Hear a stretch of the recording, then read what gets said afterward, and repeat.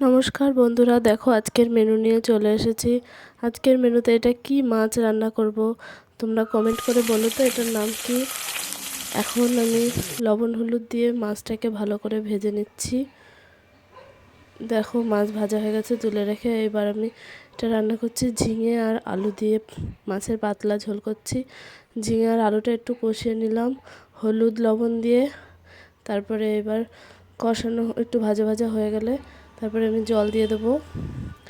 তারপরে জল দিয়ে একটু ঢাকা দিয়ে রাখবো। তারপরে দেখো ভালো করে ফুটে উঠেছে। এবার একটু ভালো করে ফুটে উঠলে পরে মাছগুলো আমি এক এক করে দিয়ে দেবো। ভাজা মাছগুলো দিয়ে দিচ্ছি দেখো। এবার সুন্দর করে তরকারিটা আর একটু ফুটে উঠবে, একটু জাল হয়ে গেলে তারপরে আমি ফোড়ন দিয়ে দেবো। এ দেখো ফোড়ন দিয়ে দিয়েছি, জিরে ফোড়ন দিয়েছি আমি তরকারিতে। প্রায় হয়ে এসেছে, আর একটু হলে আমি নামিয়ে নেব। আর একটু ফুটছে ভালো করে, এবার আমি নামিয়ে নিচ্ছি। দেখো তরকারিটা হয়ে গেছে সুন্দর। তোমরা এইভাবে ঝিঙে দিয়ে মাছের পাতলা ঝোল করে খেও, খুব ভালো লাগবে গরমে।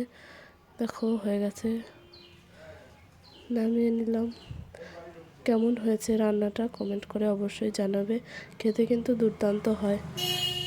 আজকের এটুকুই, টাটা।